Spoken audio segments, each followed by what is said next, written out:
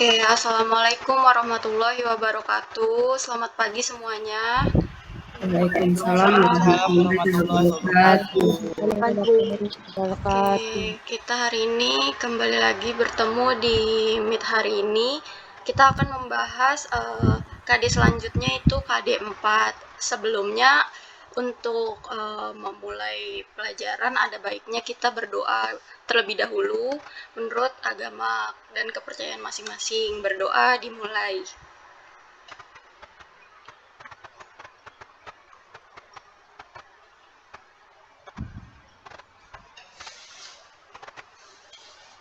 Oke, selesai.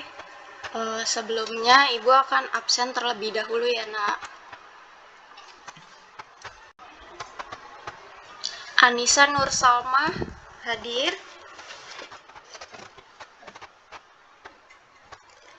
Anissa Anggraini Hadir, Bu. oke. Lalu Atifa Salwa Hadir, Bu. oke. Bagas Aditya, lalu Bunga Aprilia belum juga. Cahya Suryani Hadir, Bu. oke. Cindy Aulia, Davina Hairunisa Hadir, Bu. oke. Dimas Aditya Hadir, Bu. oke. Fadil Muhammad Hadir, Bu. oke. Farhani Putri Hadir, Bu. oke. Fizi Mutia, Karlina Hadir, Bu. oke. Kaila Amelia Hadir, Bu. oke. Malahayati, Maulidina Lazuardini Hadir, Bu. oke. Maya Nabilah Hadir, Bu. oke. Lalu Muhammad Fahmi Setiawan belum. Muhammad Ihsan Kurniawan Hadir, Bu. oke. Musdalifah Hadir, Bu. oke. Nabila Amelia Nabila belum. Lalu Iya, Bu. oke, Nabila. Nella Alfiani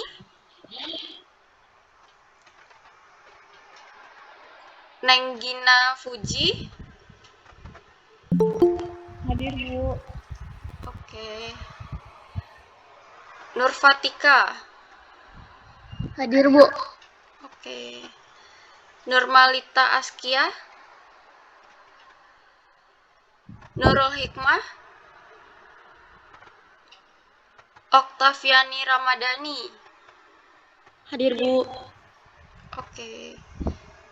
Lalu Ripka Vivi Dayanti Hadir, Bu. oke.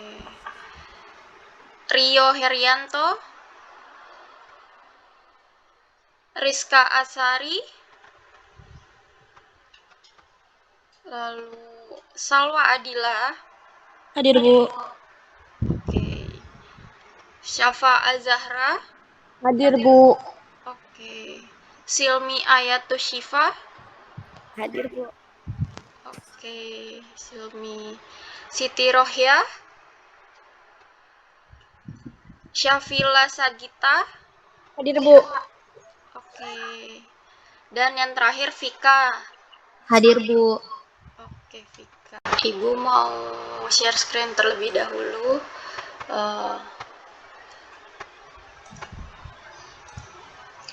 Kameranya harap tetap dinyalakan ya, Nak, selama Ibu menerangkan. Oke, sudah terlihat semuanya.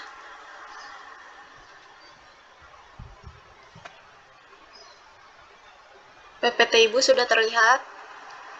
Sudah, Bu. Oke, kita hari ini masuk ke materi bauran pemasaran. Nah, sebelum kita masuk, ada yang sudah pernah mendengar bauran pemasaran itu apa sih? Bauran pemasaran terdiri dari beberapa macam. Ada yang sudah mengetahui dari kalian? Belum, Bu. Oke, kita masuk ke materi pembelajarannya. Jadi materi pembelajaran kali ini mencakup pengertian dari bauran pemasaran itu sendiri. Lalu terdapat macam-macam bauran pemasaran dan bagaimana penerapan bauran pemasaran tersebut. Tujuan pembelajaran kali ini peserta didik mampu menerapkan dan menyusun bauran pemasaran seperti yang digambar piramida di bawahnya. Lalu kita masuk ke materi pertama, yaitu pengertian. Pengertian dari bauran pemasaran sendiri ini menurut Kotler, pengertiannya itu seperangkat alat pemasaran yang digunakan perusahaan untuk terus-menerus mencapai tujuan pemasarannya di pasar sasaran. Nah, jadi bauran pemasaran ini berupa alat pemasaran yang digunakan oleh perusahaan untuk mencapai tujuan pemasarannya tersebut di pasar tujuannya. Nah, tujuan utama dari pemasaran adalah membuat pelanggan menyadari produk yang Anda dan produk yang Anda jual dan ya untuk dibelinya gitu. Lalu kita masuk ke macam-macam bauran pemasaran. Nah, di sini macam-macam bauran pemasaran ini terbagi menjadi 4P yang kita sebut biasanya itu 4P, yaitu terdiri dari produk, price, place, dan promotion. Oke, kita masuk ke P pertama, yaitu produk.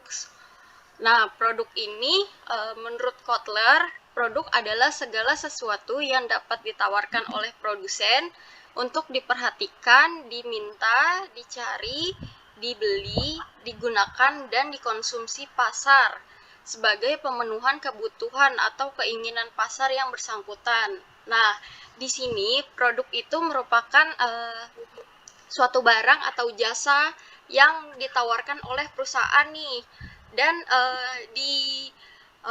dijual atau ditawarkan kepada konsumennya untuk dikonsumsi, dibeli gitu, untuk sebagai penyalur pemenuhan kebutuhan dari si konsumennya tersebut gitu. Nah, keputusan mengenai bauran produk akan tergantung kepada banyak faktor. Yang pertama itu rancangan dari produk itu sendiri. Bagaimana perusahaan merancang sebuah produk untuk diproduksi gitu ya, dan dijual kepada pasar sasarannya gitu. Lalu yang kedua, fitur. Fitur ini tampilan atau produk yang tampilan produk yang ditawarkan oleh produsen gitu. Maaf nih, Oke, Ibu. Itunya PPT-nya nggak berubah. Oke, tunggu sebentar. Oke, sepertinya jangan jangan di full. Sudah terlihat belum ya? Sudah. Sudah terganti ya, Bu ya? Udah. Oke. Jadi di sini yang pertama ada P pertama, yaitu produk. Nah, di sini keputusan untuk mengenai bauran produk akan bergantung pada banyak faktor. Yang pertama tadi rancangan, yang kedua fitur, yang ketiga nama merek. Seperti yang kemarin sudah Ibu singgung di materi sebelumnya, nama merek ini sangat mempengaruhi suatu produk gitu kan, dalam sebuah perusahaan menjual produknya kepada konsumennya gitu. Nah, nama merek ini yang akan diingat oleh konsumennya, maka nama merek ini sangat penting gitu kan untuk dirancang sedemikian rupa yang mudah diingat dan mudah dibaca gitu oleh konsumennya gitu. Lalu selanjutnya ada variasi produk. Nah, variasi produk ini mencakup misalnya produsen memproduksi apa saja sih gitu. Seperti yang kemarin sudah juga kita bahas, ada beberapa perusahaan yang memang tidak berfokus pada produksi satu barang saja, namun beberapa memproduksi beberapa barang, dan ada perusahaan pun yang berfokus pada satu produksinya saja gitu kan. Nah, di sini kita lihat nih variasi produknya itu. Nah, dari produk ini juga kita bisa memvariasikannya dari tampak luarnya, kemasannya gitu kan, dari warna kemasannya, dari bentuk kemasannya gitu. Bisa kita beda-bedakan sesuai jenisnya gitu. Lalu kualitas dari produk itu sendiri gitu kan. Kualitasnya itu mencakup bahan baku yang digunakan, lalu juga komposisinya, barang-barangnya gitu kan, mesin-mesinnya yang untuk membuat suatu produk tersebut. Lalu jasanya, jasa di sini juga termasuk ke dalam produk gitu. Nah, produk ini kan terdiri dari barang ataupun jasa yang ditawarkan oleh perusahaan. Jadi jasa ini termasuk ke dalam produk. Dan yang terakhir itu ada pengemasan dan pengembalian. Nah, di sini pengemasan yaitu kemasan juga kan sangat harus diperhatikan oleh perusahaan gitu kan. Sebuah kemasan itu harus dapat melindungi produknya gitu kan, agar waktu sampai ke tangan konsumen produknya ini tidak terjadi cacat ataupun kerusakan sedikit pun, karena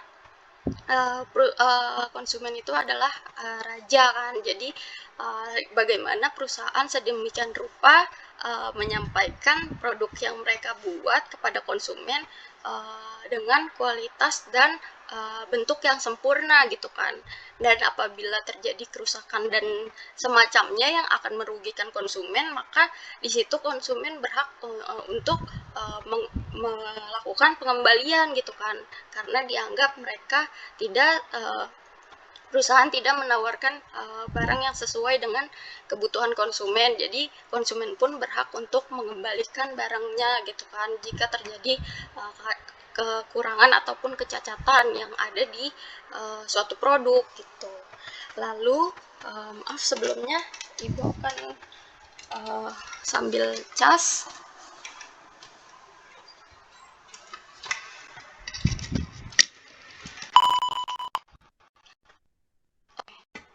Kita masuk ke P selanjutnya. Kita masuk ke P selanjutnya yaitu price. Nah, di sini harga disebut juga nilai suatu barang atau jasa yang dinyatakan dengan uang yang harus dibayar oleh pelanggan untuk memperoleh atau memiliki produk dari suatu perusahaan. Dan ini adalah komponen penghasil pendapatan yang penting bagi perusahaan. Jadi harga ini adalah penentu ataupun nilai dari suatu barang gitu kan. Apabila kita ingin mendapatkan suatu barang ataupun suatu produk gitu kan, pasti kita harus membayar produk tersebut. Nah, biaya yang kita keluarkan untuk mendapatkan produk tersebut kita namakan itu harga. Jadi perusahaan menetapkan harga untuk suatu produknya yang akan dibeli oleh konsumen gitu kan. Nah, dari pendapatan atau uang hasil penjualan tersebut itulah yang dikatakan laba bagi perusahaan gitu kan, ataupun pendapatan yang didapatkan oleh perusahaan gitu. Lalu di sini harga terbagi menjadi beberapa macam gitu. Nah, di sini kebijakan penetapan harga terbagi menjadi 3 kategori. Yang pertama itu kebijakan harga yang ditetapkan oleh produsen gitu kan. Nah, di sini kebijakan harga dari produsen ini juga terbagi menjadi 2, yaitu shining price dan penetration price. Nah, Yang pertama itu shining price. Apa sih shining price gitu? Nah, shining price ini adalah menentukan harga produk setinggi mungkin karena perusahaan belum memiliki saingan dan produk yang dipasarkan untuk kalangan tingkat atas gitu. Nah, tujuan dari perusahaan menetapkan shining price ini karena dianggap produknya itu merupakan produk satu-satunya gitu kan yang dipasarkan oleh perusahaan tersebut ke masyarakat gitu. Jadi mereka berani mengeluarkan atau menawarkan harga tinggi kepada konsumennya. Udah gitu, konsumennya juga konsumen yang dituju atau pasar yang dituju adalah konsumen tingkat atas gitu. Jadi perusahaan tersebut berani untuk menawarkan harga yang cukup tinggi gitu kan kepada sasaran konsumennya gitu, karena dianggap produknya ini setara gitu jika mereka tawarkan dengan harga tinggi. Mereka bisa menjanjikan bahwa produknya ini karena produk satu-satunya berarti produknya ini memiliki kualitas yang bagus gitu kan, yang pantas gitu ditawarkan dengan harga yang tinggi. Lalu selanjutnya yang kedua ada penetration price gitu kan, kebijakan penetapan harga yang bertujuan untuk menerobos produk perusahaan lain masuk ke pasar gitu kan. Nah, jadi penetration price yang kedua ini berbeda dengan shining price. Jadi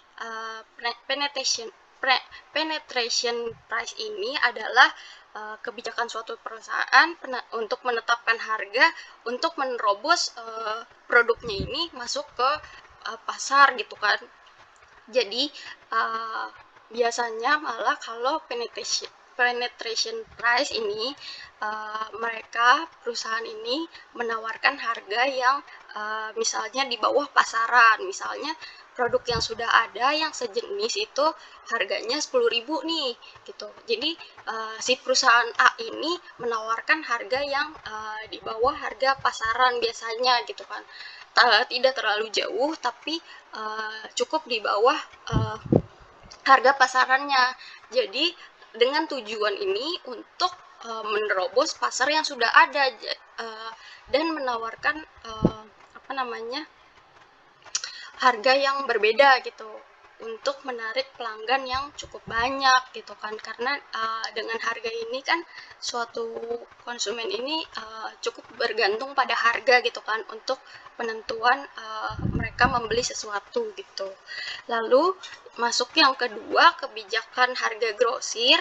Di sini harga grosir ini berhak membuat kebijakan harga suatu produk, yaitu dengan cara potongan harga atau baik pembelian yang dilakukan karena jumlah yang besar ataupun dikarenakan karena membeli secara tunai gitu. Nah, Itu intinya nggak berubah. iya Bu, di di PPT-nya itu memang tidak saya cantumkan Bu. Oh, Jadi saya dikte. ya, oke. Kirain ada di bawahnya gitu. Bu, tadi Iya, Bu. kecepatan Bu, maaf Bu. Oh Iya. iya Nak, iya maaf. Untuk materinya Ibu harap kalian juga mencatat karena materi bauran pemasaran juga cukup banyak. Oke, Ibu sedikit pelankan ritme Ibu.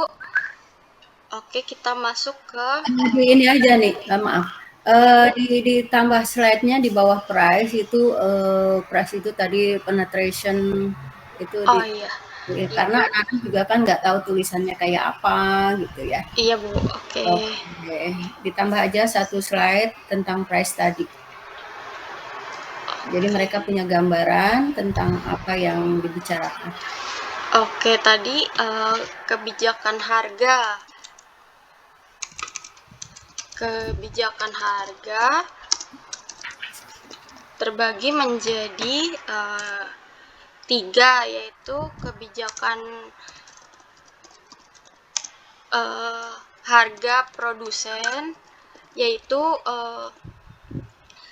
harga yang ditetapkan oleh suatu perusahaan gitu kan, ataupun produsen di sini kan yaitu perusahaan gitu kan. Nah, kebijakan harga produsen ini terbagi menjadi dua, yaitu shining price, dan yang kedua itu tadi penetration price gitu. Nah, yang tadi Ibu jelaskan, shining price itu menetapkan harga setinggi-tingginya karena dianggap produknya itu merupakan produk satu-satunya yang dijualkan di pasaran, dan target pasarnya itu juga kaum menengah ke atas gitu kan, sehingga produknya itu setara dengan harganya. Lalu penetration price ini adalah suatu kebijakan penetapan harga untuk menerobos pasar. Jadi perusahaan menawarkan harga yang berbeda dengan yang sudah ada di pasaran untuk menerobos pasarnya tersebut gitu. Jadi mereka ingin mengambil hati banyak konsumen gitu kan, untuk lebih memperhatikan. Oke, selamat datang kepada Pak Nurdin. Pak Nurdin ini adalah guru pembimbing Ibu di PKM. Selamat datang kepada Pak Nurdin. Saya izin untuk meneruskan presentasi ya Pak ya. Ya, silakan. Selamat pagi Bu Deswita. Selamat pagi Pak Nurdin, apa kabar? Bu Deswati Pak. Ya Bu Deswati. Mudah-mudahan selalu ya Bu ya. Iya, alhamdulillah kita ketemu lagi ya Pak ya. Iya ya. Oke. Silakan teruskan. Oke Pak. Jadi ini adalah kebijakan harga menurut produsen gitu kan. Lalu selanjutnya kita masuk ke kebijakan harga grosir. Nah, kebijakan harga grosir ini tadi grosir berhak untuk membuat kebijakan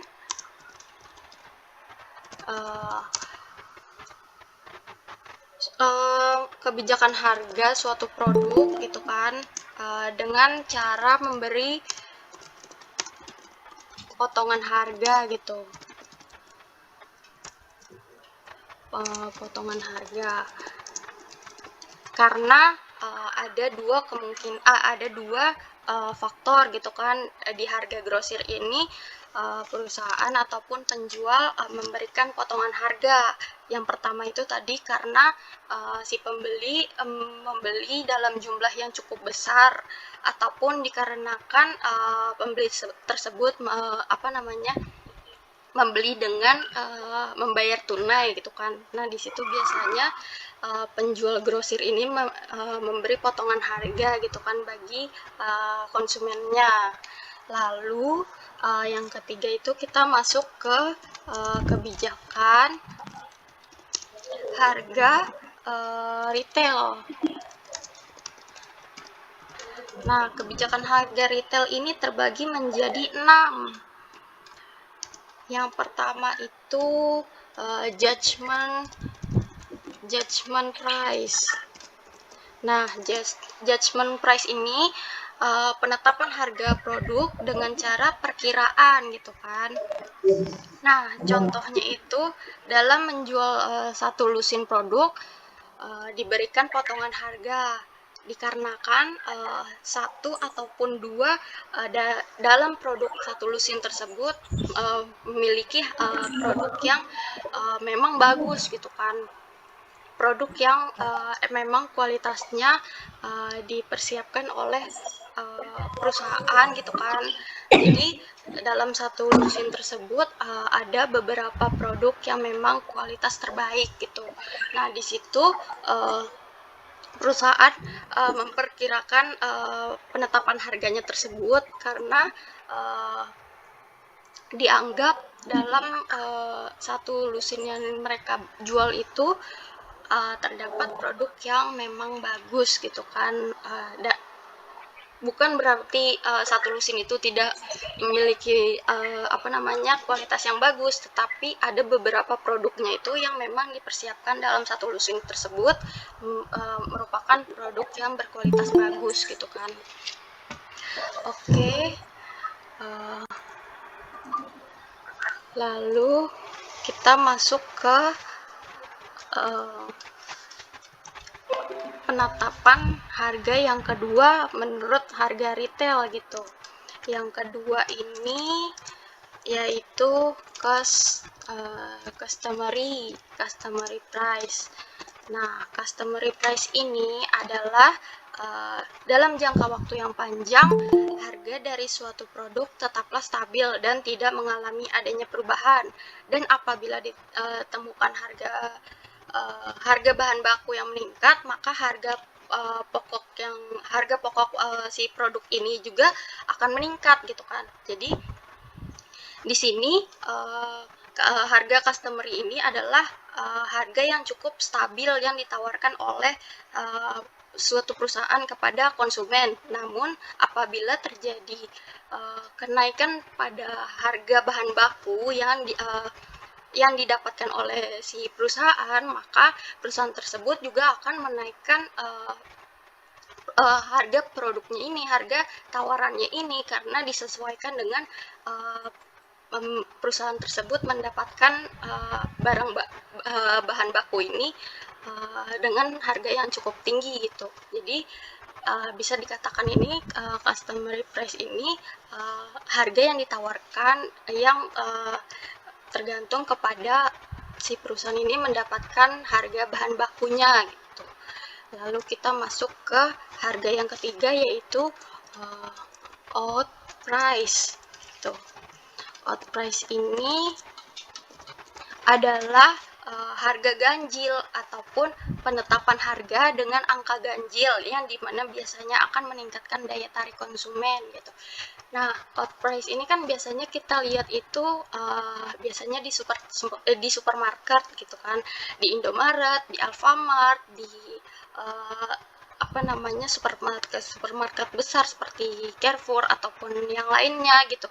Nah, mereka biasanya menawarkan harga itu dengan harga yang ganjil.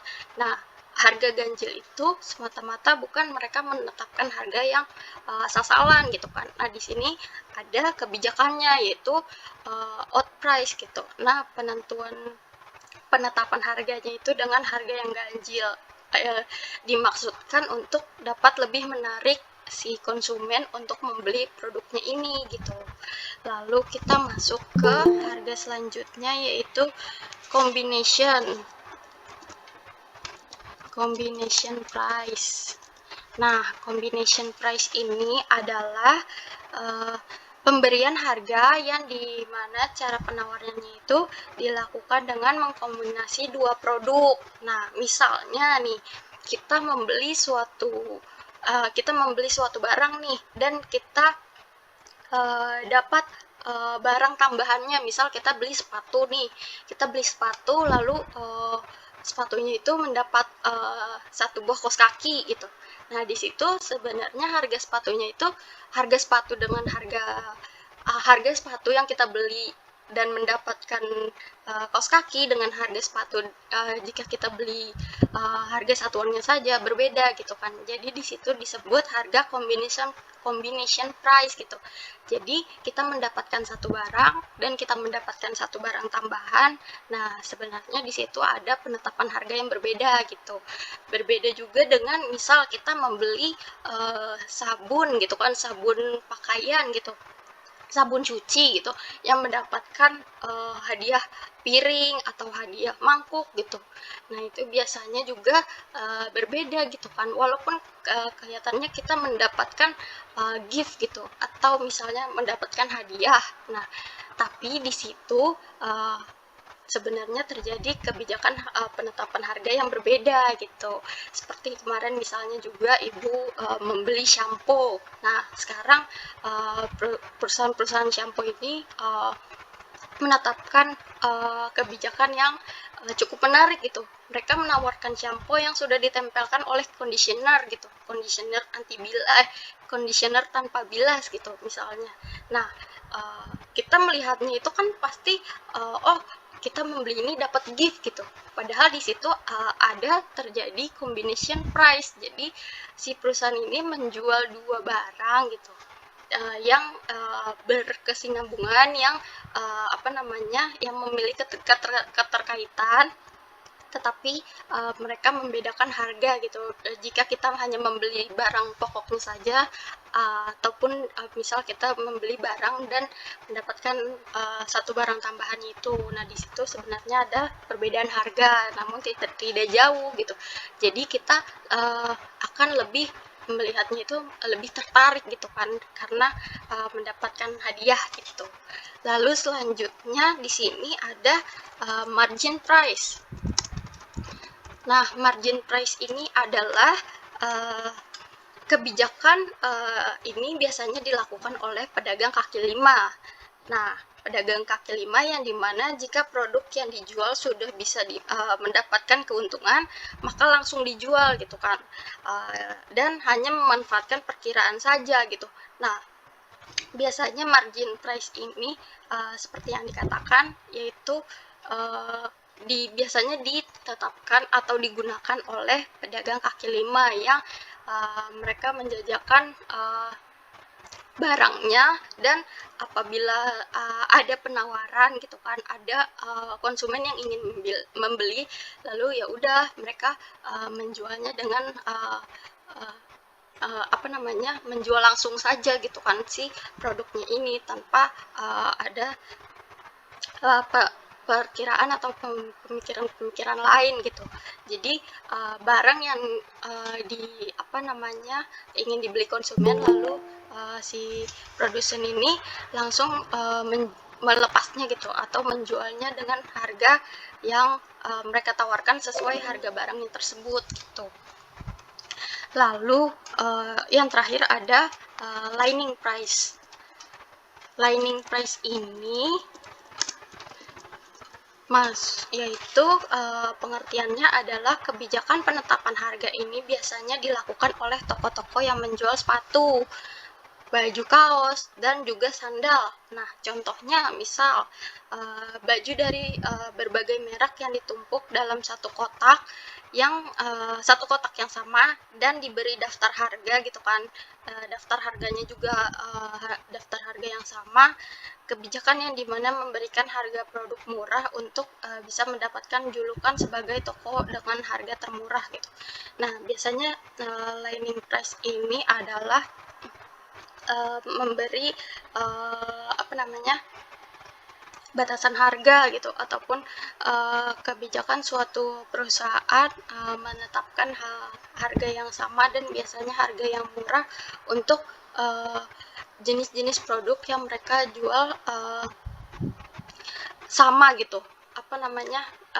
Mereka kelompokkan barang-barang yang sama, lalu mereka sudah menetapkan harga lining price itu harga yang sama gitu kan, batas harga yang sama gitu. Jadi mereka ingin tujuannya itu mereka menawarkan harga yang murah dan dijuluki toko dengan harga termurah gitu.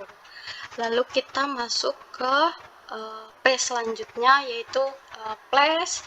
Nah, di sini place ini mencakup tempat ataupun distribusi fisik yang berkaitan dengan pengalihan kepemilikan produk dari produsen ke pelanggan.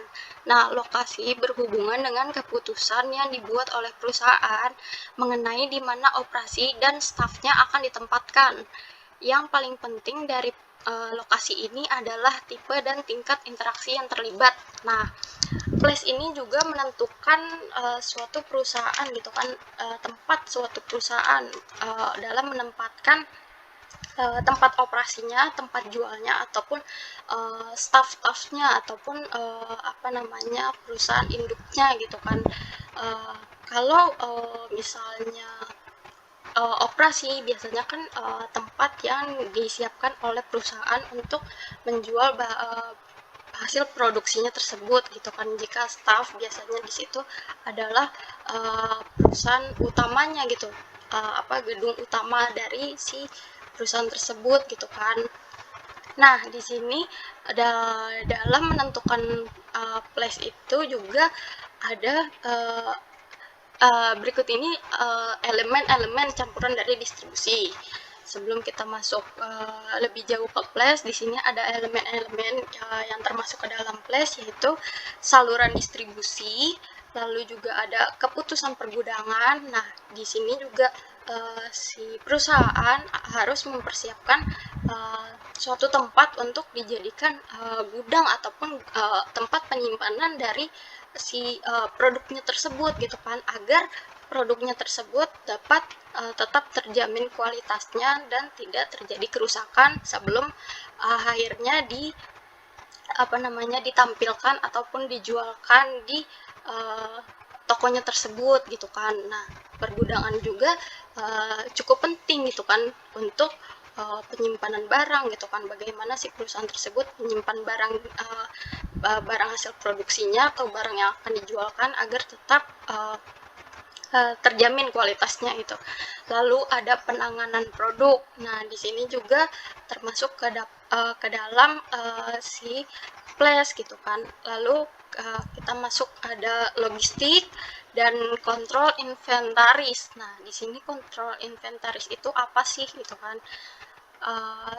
Jika kalian belum mengetahui kontrol inventaris ini adalah pengendalian stok. Nah, pengendalian stok adalah usaha yang dilakukan perusahaan dalam menyediakan barang kebutuhan untuk proses produksi. Nah, tujuan dari kontrol inventaris biasanya agar proses produksi bisa terpenuhi secara optimal dan proses produksi tersebut berjalan lancar hingga mengurangi resiko kekurangan barang. Nah, di situ disebut kontrol inventaris gitu. Lalu ada selanjutnya proses pemesanan. Nah, di sini juga place atau tempat gitu kan, tempat si perusahaan menawarkan produknya itu harus memperhatikan proses pemesanannya gitu kan. Di tempat tersebut harus disediakan gitu kan tempat pemesanannya, dan harus dikelola sedemikian rupa jika terjadi antrian pun tidak mengganggu gitu kan. Apalagi misal toko kita itu bersampingan dengan toko-toko yang lain, jadi tempat si konsumen memproses pemesanannya ini juga harus kita tempatkan gitu kan, agar tertata dengan baik dan tidak mengganggu misal toko di sebelah kita, ataupun tidak mengganggu penataan dari toko kita tersebut juga gitu. Dan yang terakhir ada cakupan. Nah, cakupan ini tempat ini juga kita harus bagaimana kita melihat jangkauan kita gitu kan, bagaimana kita menjangkau konsumen kita, target pasar kita, sasaran kita gitu. Bagaimana kita menempatkan suatu tempat yang akan kita menjual suatu produk, dan kita melihat gitu kan target pasar kita gitu, agar kita dapat menjangkau konsumen yang lebih banyak gitu. Lalu di sini juga place itu yaitu lokasi yang berhubungan dengan keputusan yang dibuat oleh perusahaan mengenai di mana operasi dan staffnya tadi. Lalu juga terdapat 3 tipe interaksi antara penyedia jasa dan pelanggan gitu, yang berhubungan dengan pemeliharaan lokasi, yaitu yang pertama, pelanggan mendatangi penyedia jasa. Jadi si perusahaan ini menyediakan suatu tempat, suatu gedung, sehingga pelanggannya ini yang datang langsung ke tokonya tersebut gitu kan. Lalu juga ada yang kedua, penyedia jasa mendatangi pelanggannya gitu. Biasanya kita di sini perusahaan-perusahaan besar yang ataupun perusahaan-perusahaan yang mendatangi langsung gitu kan. Kita ada juga strategi penjualan langsung gitu, yang yaitu si perusahaannya mengirim beberapa karyawannya ini untuk menawarkan langsung ke pelanggan gitu, menawarkan hasil produksinya itu langsung ke pelanggan. Jadi si pelanggan ini bisa langsung mendapatkan produknya ini tanpa harus datang langsung gitu kan ke toko si penjualnya tersebut. Lalu yang ketiga ada penyedia jasa dan pelanggan melakukan interaksi melalui perantara. Nah, misalnya ini bisa kita ambil contoh, yaitu misal suatu restoran gitu yang bekerja sama dengan pihak ojek online gitu, atau pihak e-commerce gitu. Nah, di situ si pelanggan ini bisa mendapatkan produk dari restoran tersebut tanpa harus datang langsung, dan perusahaan dan si restorannya ini juga tidak harus menawarkan langsung ke pelanggan, tetapi melalui perantara, yaitu perantaranya itu si abang ojek online tersebut gitu kan, yang menjadi mitra dari ojek online tersebut gitu kan. Nah, si abang ojek online ini merupakan perantara gitu. Nah, si aplikasinya ini menjadi perantara, yaitu mereka yang mengambil produk dari si restoran untuk disampaikan gitu, diberikan kepada konsumen gitu, agar si konsumennya ini dapat mengkonsumsinya tanpa harus datang langsung ke tempat gitu. Lalu kita masuk ke page selanjutnya, yaitu promotion. Nah, di sini menurut Bu Hari Alma, pengertian dari promotion adalah suatu bentuk komunikasi pemasaran yang merupakan aktivitas pemasaran yang berusaha menyebarkan informasi, mempengaruhi atau membujuk konsumen gitu kan, dan mengingatkan sasaran atas perusahaan dan produknya agar bersedia menerima, membeli, dan loyal ataupun setia gitu kepada si perusahaan ini dalam membeli produk yang ditawarkan oleh perusahaan yang bersangkutan gitu. Nah, tujuan dari promosi itu adalah yang pertama, menyebarkan informasi gitu kan, menyebarkan informasi mengenai si suatu produk perusahaan ini gitu.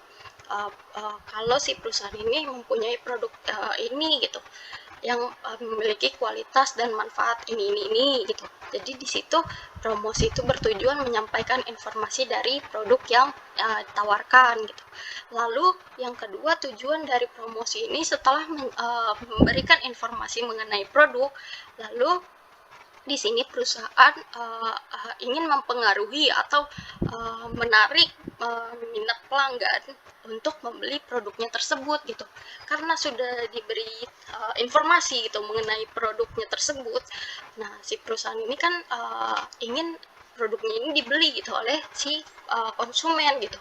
Nah, bagaimana si perusahaan ini menarik minatnya si konsumen ini dalam membeli produknya tersebut gitu. Dan yang terakhir, mengingatkan kepada konsumennya atau pasar sasarannya terhadap keberadaannya gitu, keberadaan si perusahaan dan keberadaan produknya ini gitu, agar tujuannya ini si konsumen yang sudah ataupun ingin mencoba gitu mengetahui bahwa si perusahaannya ini dan produknya ini masih ada loh di pasaran, masih aktif memproduksi barang gitu loh gitu.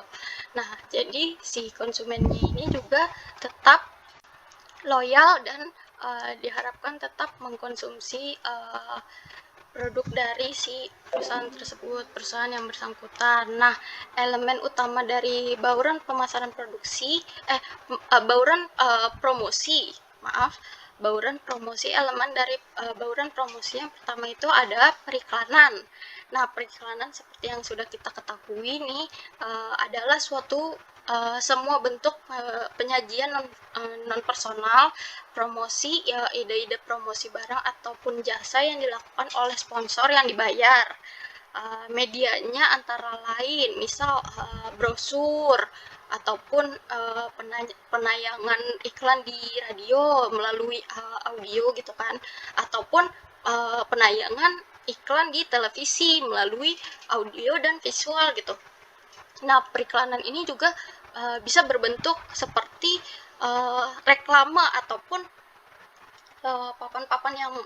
papan-papan reklame di jalan, itu pun termasuk iklan gitu kan. Jadi iklan ini adalah bentuk mempromosikan barang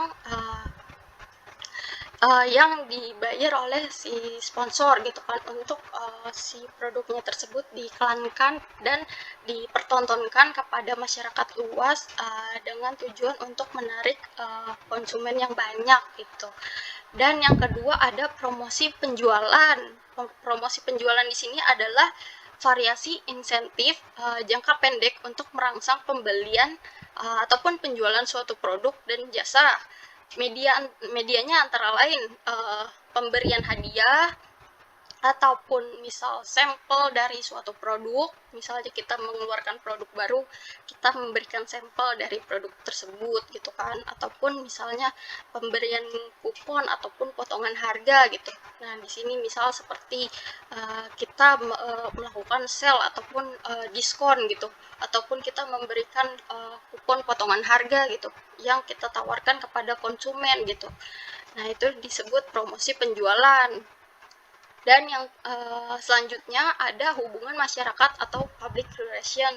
Nah, di sini public relation adalah suatu usaha variasi dari rancangan program guna memperbaiki ataupun mempertahankan dan melindungi perusahaan atau citra merek. Nah, di sini tujuan dari public relation ataupun hubungan masyarakat ini adalah mempertahankan gitu, bagaimana si perusahaan tersebut memperbaiki atau mempertahankan posisinya tersebut dan melindungi perusahaannya ini gitu, agar tetap dilihat baik citra mereknya atau citra brandnya dilihat baik oleh si konsumennya tersebut gitu. Lalu yang selanjutnya ada publisitas. Nah, publisitas ini suatu komunikasi promosional tentang perusahaan ataupun produk yang dihasilkan perusahaan yang disajikan melalui media gitu kan. Jadi publisitas ini seperti periklanan gitu.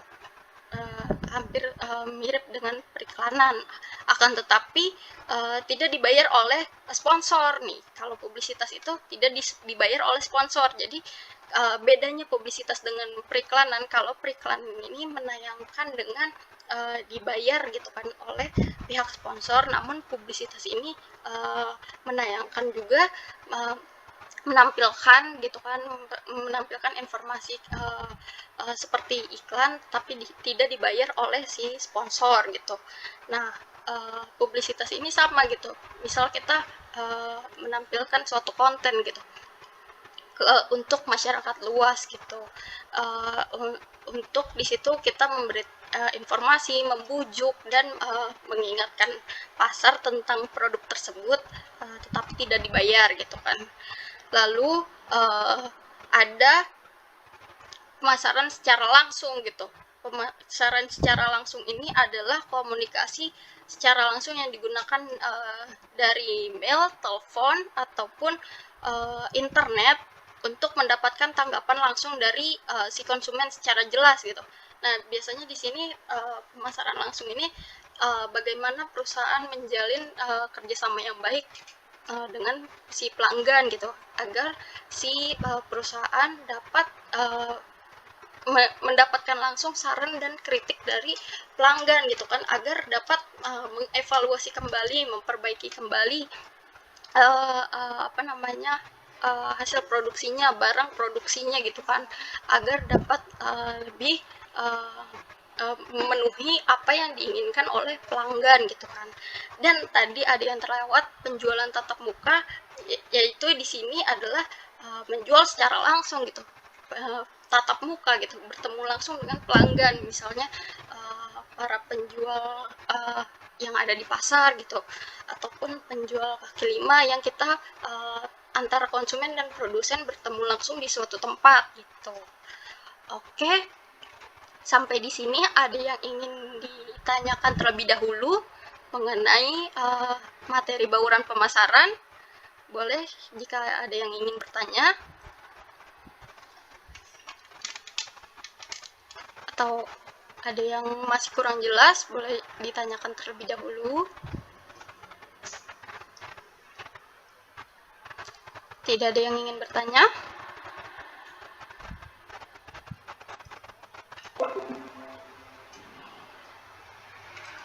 Oke, kita masuk ke materi selanjutnya, yaitu manfaat dari bauran pemasaran. Nah, manfaatnya ini banyak gitu kan, manfaat dari bauran pemasaran ini. Yang pertama itu membantu memahami apa produk atau layanan yang dapat ditawarkan kepada pelanggan gitu. Nah, di sini manfaat dari bauran pemasaran membantu memahami produk ataupun barang atau jasa yang ditawarkan gitu kan kepada pelanggan. Lalu selanjutnya membantu perencanaan, pengembangan, pelaksanaan dari pemasaran yang efektif. Nah, di sini bauran pemasaran ini membantu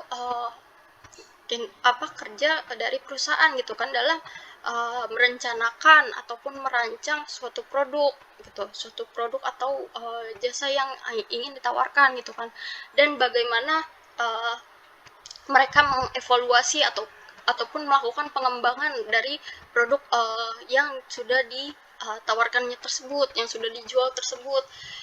Nah, dan pelaksanaan pemasaran yang efektif gitu kan. Dari kita merencanakan, merancang, lalu kita juga diberi masukan misal oleh konsumen untuk melakukan pengembangan.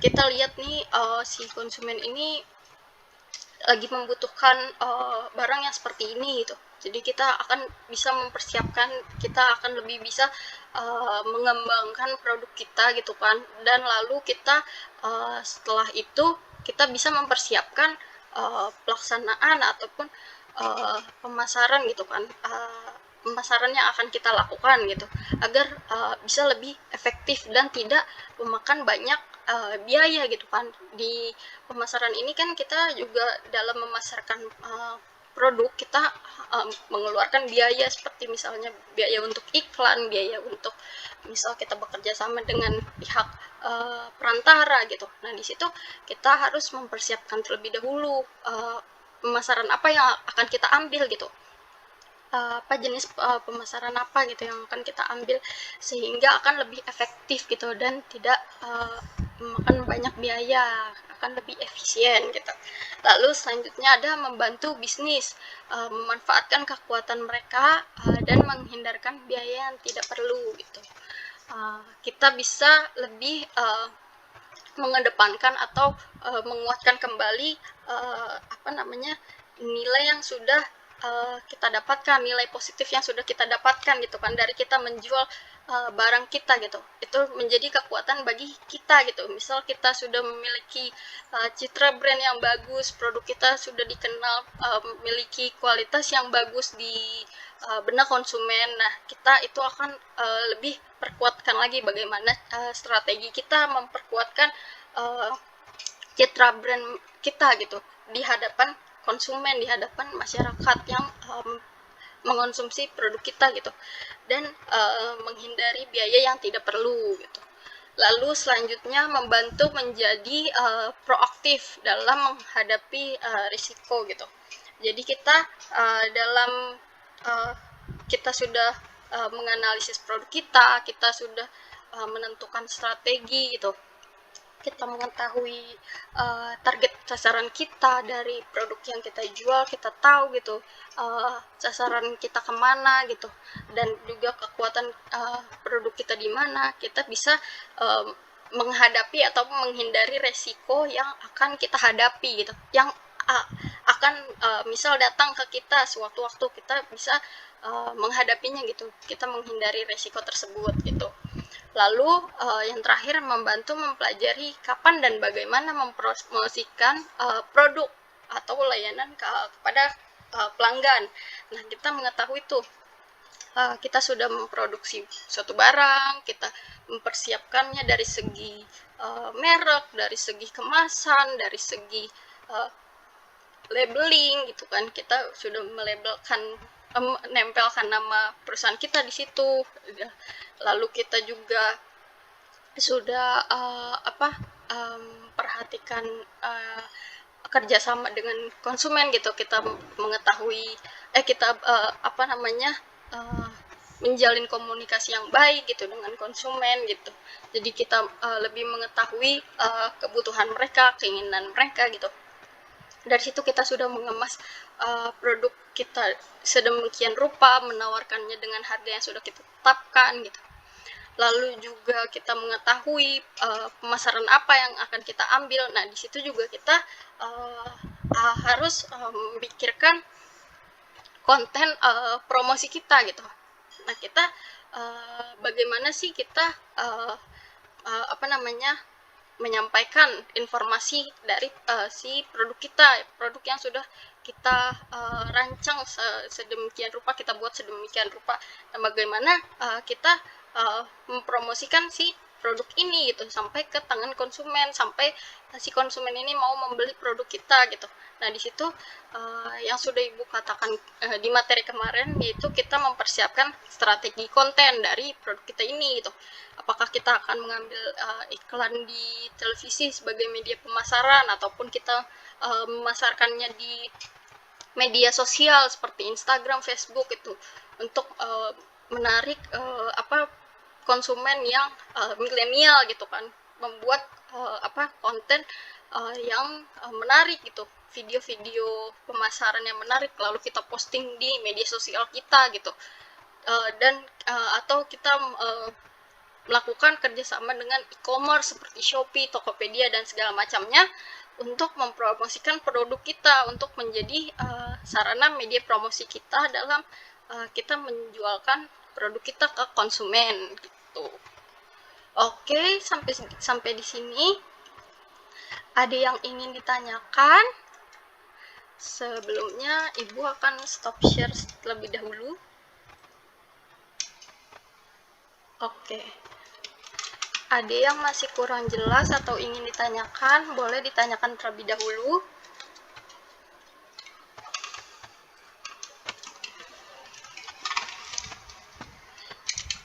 Apakah materi yang Ibu terangkan tadi sudah cukup jelas bagi kalian? Atau ada yang masih ingin ditanyakan, boleh. Sebelum kita melakukan tanya jawab untuk penguatan materi.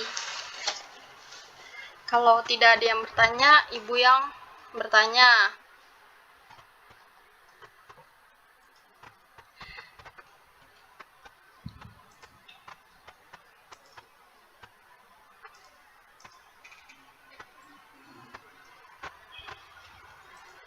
Selama Ibu menjelaskan, pada mencatat atau tidak nih anak-anak?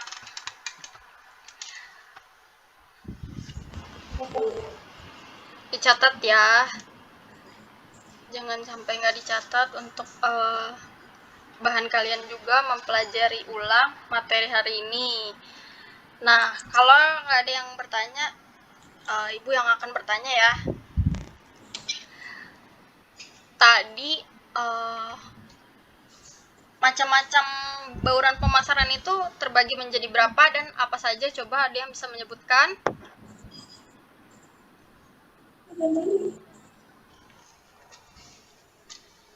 Ayo, ini gampang banget. Macam-macam bauran pemasaran tadi ada berapa? Coba sebutkan macam-macam bauran pemasaran.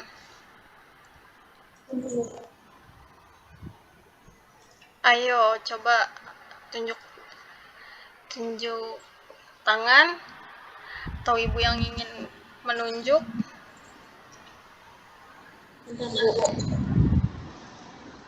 Salwa Adila bisa?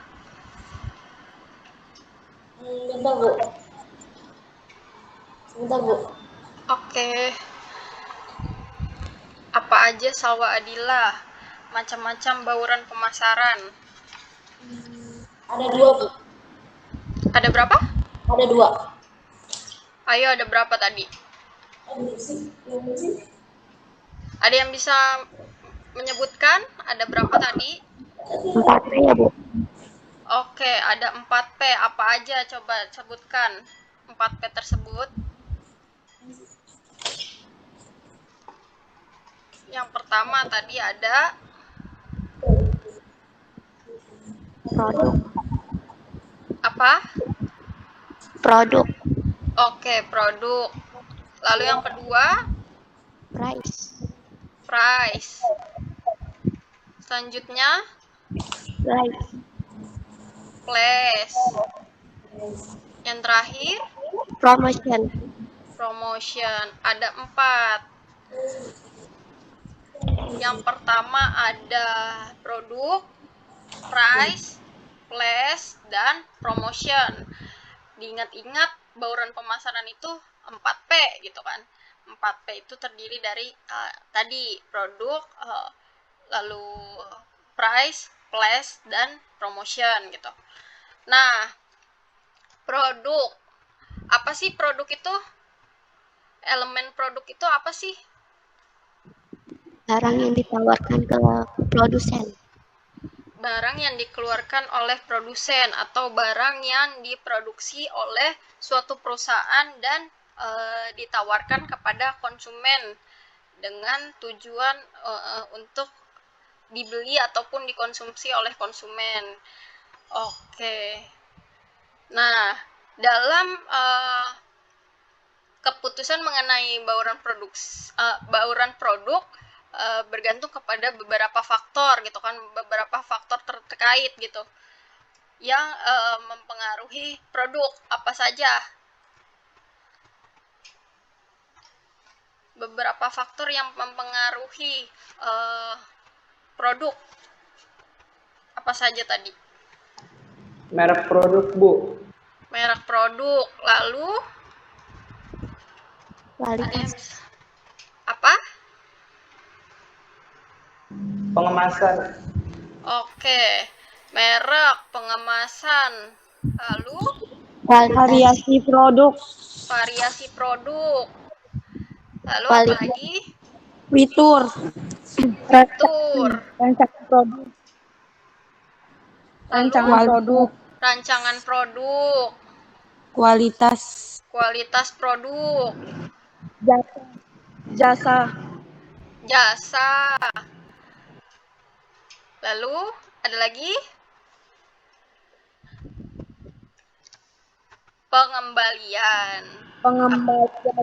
Iya, apabila misal suatu produk tersebut mengalami kecacatan ataupun ketidaksempurnaan gitu kan, maka di situ konsumen memiliki hak gitu kan untuk menukarkan barang tersebut gitu kan, entah ditukarkannya dengan barang yang lain yang memiliki kualitas yang lebih baik gitu, ataupun misal dengan mendapatkan uangnya kembali itu kan untuk mengurangi kerugian yang diperoleh oleh konsumen gitu, karena konsumen ini kan menginginkan produk yang sempurna, maka dari itu produk yang kita tawarkan pun tidak boleh memiliki kecacatan gitu kan, sedikit pun gitu, sehingga kita dapat menjamin kualitas produk kita gitu yang kita tawarkan kepada konsumen. Lalu price. Tadi kebijakan penetapan price itu ada berapa? Ada yang bisa menyebutkan? kebijakan oleh siapa aja, bagaimana kita menentukan harga gitu, harga dari produk kita. Ada berapa tadi kebijakan penetapan harga? Ada 2, Bu. Apa aja coba yang kamu catat? Selling price sama penetration price. Iya, itu dari segi kebijakan kebijakan penetapan dari produsen, yaitu shining price dan penetration price. Shining price apa, Salwa? Menetapkan harga setinggi-tingginya. Oke, penetapan harga setinggi-tingginya karena dianggap produk tersebut masih langka ataupun produk tersebut adalah produk satu-satunya gitu yang memiliki kualitas terbaik. Jadi si perusahaan pun berani menawarkan harga yang tinggi bagi produk yang ditawarkannya tersebut gitu. Lalu selain kebijakan yang ditetapkan oleh produsen, apalagi kebijakan penetapan harga? Ayo yang lain. Kebijakan harga retail, Bu. Kebijakan harga retail. Lalu kebijakan apalagi? Grosir. Harga grosir. Harga grosir. Iya, kebijakan harga grosir. Kebijakan harga retail. Nah, kebijakan harga retail tadi terbagi menjadi 6. 6 macam, yaitu Judgment judgment price, lalu ayo coba satu-satu, ayo sebutin, jangan bareng-bareng. Ayo coba siapa? Sebut nama, lalu kalian sebutkan. Ayo tadi rame. Saya ada, Bu. Oke, Maya. Judgment price, Iya. customary price, Customary. ODD price, Oke. combination price, Oke. margin price, Oke. dan lining price. Oke, ada 6 kebijakan harga retail. Yang pertama, judgment price. Judgment price tadi masih ingat? Yaitu penetapan harga kisaran dari harga, misal kita menjual barang lusinan dan kita mengetahui di dalam produk lusinan itu terdapat barang yang berkualitas tinggi. Jadi kita menawarkan harga yang sesuai gitu dengan harga yang produk yang sudah kita kita tawarkan di harga satu lusin tersebut, atau misalnya kita menjual lusinan ataupun kita menjual paket gitu, secara paket. Nah, di situ kita mengetahui bahwa produk kita memiliki kualitas yang tinggi gitu. Nah, di situ kita menetapkan harga kisarannya. Lalu customary price. Customary price ini barang yang penetapan harga yang bisa kita sebut dipengaruhi oleh harga bahan pokoknya atau harga bahan bakunya gitu. Jika bahan bakunya stabil, kita bisa menetapkan harga tawaran yang stabil pula gitu. Dan apabila sewaktu-waktu harga barang bakunya itu naik, maka perusahaan tersebut juga bisa menaikkan penawaran harganya terhadap produk yang dijualnya tersebut gitu. Lalu odd price. Odd price apa tadi? Coba. Odd price, pengertian odd price sama contohnya, ada yang bisa? Tadi kalau odd price apa pengertiannya? Ada yang mencatat? Ada yang bisa menyebutkan? Bantu menyebutkan. Ayo. Penetapan harga akut. Apa? Kurang jelas? Penetapan Ayo coba disebutkan lagi. Outprice. penetapan harga ganjil. Penetapan harga ganjil. Contohnya apa kalau outprice? Biasanya digunakan oleh siapa penetapan harga outprice? Di Indomaret sama Alfamart, Bu. Iya, biasanya di supermarket gitu kan, seperti Indomaret, Alfamart, yang biasanya menetapkan harganya itu dengan harga ganjil. Misal 9.570 rupiah gitu. Jadi angka dari harga barangnya tersebut tidak genap gitu kan, tetapi ada harga iniannya apa namanya, harganya itu tidak genap, jadi ganjil gitu. Misal 9.999 rupiah gitu, tidak genap 10.000, tapi mereka menetapkannya itu dengan harga ganjil gitu kan, dianggap untuk lebih menarik si konsumen gitu dengan harga ganjil tersebut gitu. Lalu ada combination price. Combination price apa tadi? Yaitu misal kita membeli sepatu gitu kan, terus mendapat kaos kakinya juga. Nah, di situ kita membeli harga kombinasi antara si sepatu dengan si kaos kaki tersebut gitu kan. Berbeda kita misal membeli sepatunya saja gitu. Tapi di sini si penjual ini menawarkan barang tambahannya gitu, barang yang masih terkait dengan barang utama yang kita akan beli gitu. Nah, di situ penawaran harganya itu penawaran harga kombinasi, lebih murah jika kita membelinya secara paket gitu kan, itu kan bisa disebut paket, dan berbeda jika kita membelinya secara satu persatu atau satuan gitu. Nah, makanya di situ disebut harga kombinasi, combination price gitu. Lalu ada margin price dan ada lining price gitu. Lining price tadi penetapan harga yang sama gitu kan, memiliki lining atau garis harga yang sama gitu untuk barang-barang yang serupa gitu.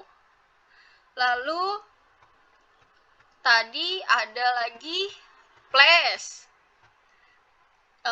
P yang ketiga adalah place gitu. Nah, elemen-elemen yang terdapat dalam place apa aja? Ada yang masih Saluran distribusi, logistik, keputusan pergudangan, penanganan produk, kontrol kontrol inventaris, dan proses pemesanan. Dan cakupan, jangan lupa. Cakupan ini bagaimana si perusahaan dapat menjangkau atau menjangkau banyak si konsumennya gitu kan, lebih menjangkau banyak pembeli gitu kan. Di situ masuk ke dalam cakupan bagaimana si perusahaan menjangkau konsumen gitu. Oke. Kalau promosi tadi, jenis-jenis promosi itu apa aja sih? Jenis-jenis promosi selain iklan, ayo. Promosi penjualan, Apa promosi penjualan? Contohnya apa promosi penjualan? Sales. Apa? Ayo. Sales promosi. Iya, misal kita memberi sale, memberi diskon, memberi kupon potongan harga, itu disebut dengan promosi penjualan gitu. Lalu apalagi yang sama dengan iklan apa? Ayo, tadi kan ada yang sejenis dengan iklan tetapi berbeda, disebut apa tadi?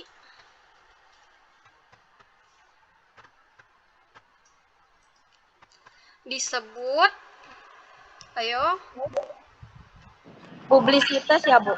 publisitas. Bedanya apa, Maya, publisitas dengan iklan? Ayo, ada yang bisa menyebutkan perbedaan antara periklanan dan publisitas?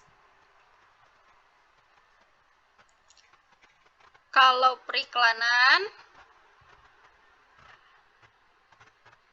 mereka dibayar oleh pihak sponsor. Kalau publisitas tidak diberikan bayaran. Sama-sama menayangkan, sama-sama menampilkan, tetapi kalau si periklanan ada pihak sponsor yang membayar. Tetapi kalau publisitas tidak ada pihak yang membayar dalam penayangan produknya tersebut gitu kan. Ia hanya mempublish, menyebarluaskan kepada masyarakat, tetapi tidak dibayar.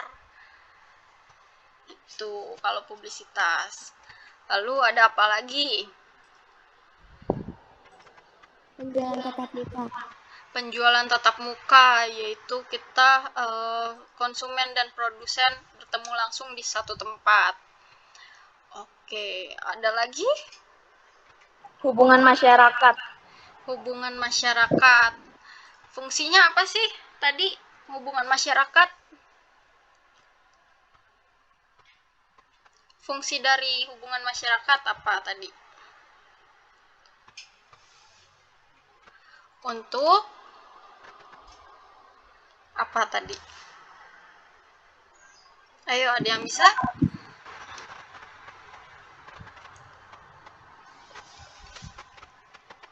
Ada yang bisa?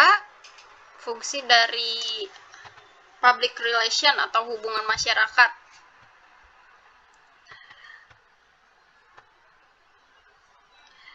Apa? Yaitu mempertahankan, memperbaiki, dan melindungi perusahaan maupun citra perusahaan maupun citra merek dari perusahaan tersebut gitu, agar tetap kita bisa menjaga citra kita di mata konsumen gitu.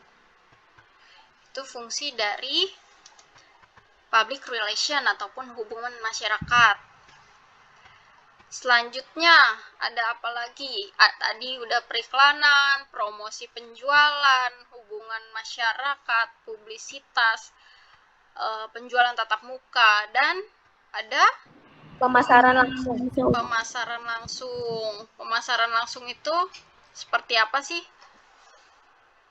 Ada yang bisa menjelaskan?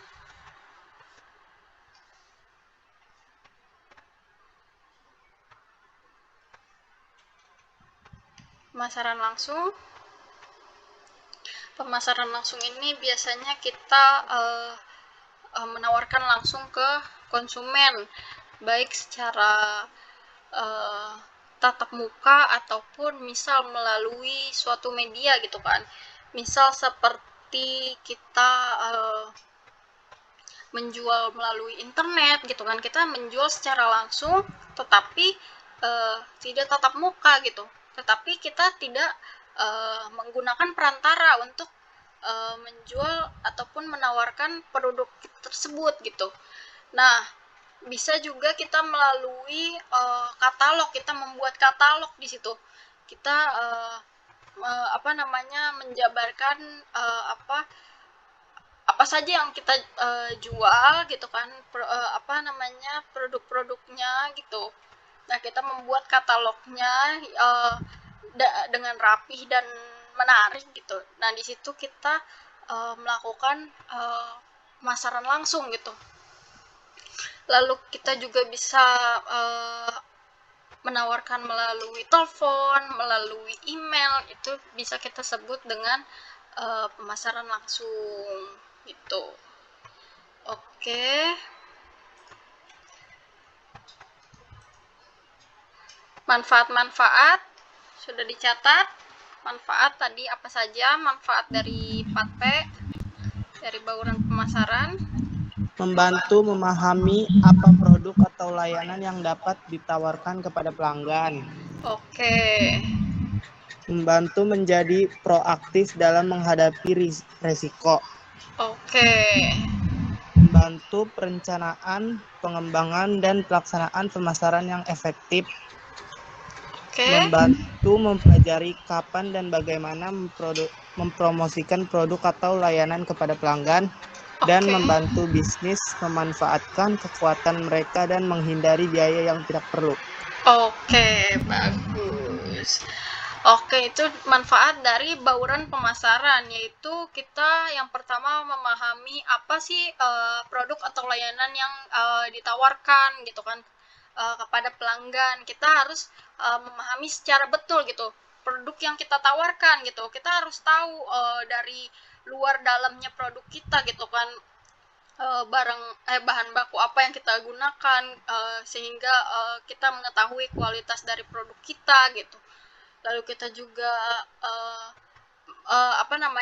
melakukan perencanaan, pengembangan dari produk tersebut gitu kan.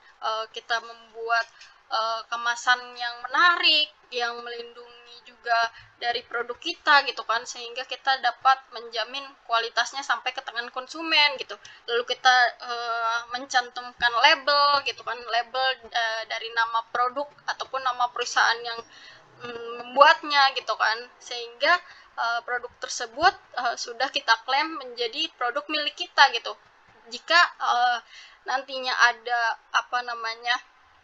ancaman gitu kan, ancaman yang tidak sehat gitu kan terhadap produk kita, kita sudah memiliki legalitas terhadap produk kita tersebut gitu kan, apalagi kita sudah mengurus izin usaha gitu. Nah, di situ kita bisa mengklaim bahwa produk tersebut adalah produk kita gitu. Lalu kita juga bisa mempersiapkan pemasaran yang efektif, yang efisien agar menghemat biaya dan menghindari biaya yang tidak diperlukan gitu kan. Kita bisa menghemat biaya dari biaya produksi, biaya pemasaran agar biaya yang kita keluarkan ini lebih sedikit dan akan memperoleh laba yang cukup besar gitu kan bagi perusahaan gitu. Nah, itu kan dapat dikatakan untung apabila biaya yang kita keluarkan sedikit, namun kita mendapatkan pendapatan yang banyak gitu kan. Nah, lalu kita dapat mengetahui gitu kan kekuatan apa gitu yang sudah kita miliki, kekuatan perusahaan yang sudah kita miliki. Oh, citra brand kita sudah bagus nih di mata konsumen kita. Kita sudah memiliki banyak konsumen yang loyal terhadap produk kita. Nah, di situ kita bisa lebih bekerja sama ataupun menjaga komunikasi kita kepada konsumen gitu kan. Kita mendengarkan masukan-masukan mereka, kritik dan saran mereka agar kita dapat lebih mempersiapkan, mengembangkan kembali gitu produk kita agar produk kita ini sesuai dengan kebutuhan dan keinginan masyarakat gitu kan. Kita mengetahui bahwa seiring perkembangan zaman, kebutuhan dari masyarakat dahulu sampai masyarakat saat ini itu kan berbeda. Makanya dari situ kita bisa mengambil data konsumen kita nih, ataupun masukan-masukan dari konsumen kita dapat data dari situ. Kita bisa mengembangkan lagi, menginovasi lagi produk kita gitu kan, mengevaluasi lagi produk kita. Produk kita kurangnya di sini, kita harusnya bisa lebih mempersiapkan produk yang seperti ini di zaman sekarang. Kita bisa melakukan seperti itu jika kita mengetahui kekuatan kita gitu kan, dan mengetahui kekuatan dan kelemahan kita gitu untuk dijadikan bahan evaluasi. Lalu kita siap menghadapi risiko-risiko gitu kan, risiko yang akan terjadi datang tiba-tiba pada kita. Jika kita sudah mempersiapkannya sedemikian rupa, kita sudah memiliki kekuatan gitu kan di segala aspek. Jika risiko berdatangan ataupun misalnya ancaman-ancaman baru gitu kan, atau misal masuk tren baru gitu, itu kan bisa juga menjadi ancaman jika kita tidak bisa mempersiapkan. Tetapi jika kita bisa mempersiapkan dan kita sudah stabil gitu, perusahaan kita sudah stabil, maka tren tersebut bisa kita jadikan peluang baru gitu, peluang usaha baru, peluang bisnis baru gitu. Makanya dari situ kita harus lebih memperkuatkan lagi keadaan perusahaan kita, baik dari segi dari segala macam aspek gitu kan, dan kita bisa menghadapi risiko tersebut gitu. Dan yang terakhir, membantu mempelajari kapan dan bagaimana kita mempromosikan produk gitu, layanan kepada pelanggan gitu. Bagaimana cara kita mempersiapkan strategi konten kita nih untuk kita menginformasikan, kita menawarkannya kepada konsumen agar konsumen tersebut juga bisa membeli produk kita gitu, bisa loyal terhadap produk kita. Dan apabila terdapat beberapa konsumen yang belum mengkonsumsi produk kita gitu, bagaimana strategi kita gitu agar kita dapat lebih mencakup banyak konsumen gitu, dari kalangan apa saja bisa kita jangkau gitu. Bagaimana dari segi penetapan harga kah, dari segi kualitas produksinya kah gitu.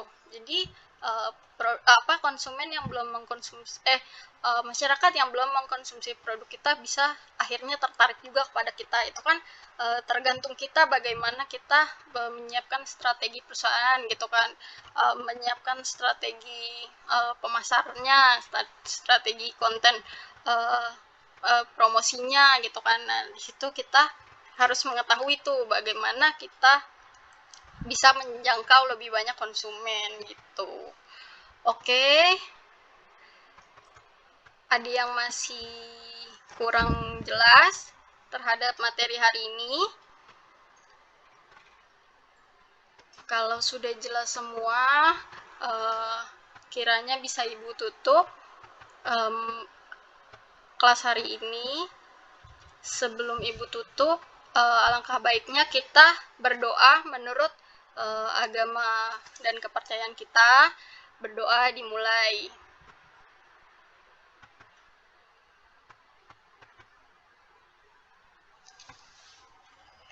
Oke, selesai. Kurang lebihnya Ibu mohon maaf. Wassalamualaikum warahmatullahi wabarakatuh. Warahmatullahi wabarakatuh. Oke, terima kasih juga kepada Pak Nurdin yang sudah menyempatkan hadir pada kelas hari ini. Terima kasih Pak. Terima kasih juga Ibu Deswati. Terima kasih Bu untuk waktunya sudah menyempatkan hadir pada kelas hari ini. Jika ada masukan boleh Pak, Bu, disampaikan kepada saya. Tunggu anak-anaknya keluar dulu ya. Oke Bu, iya baik.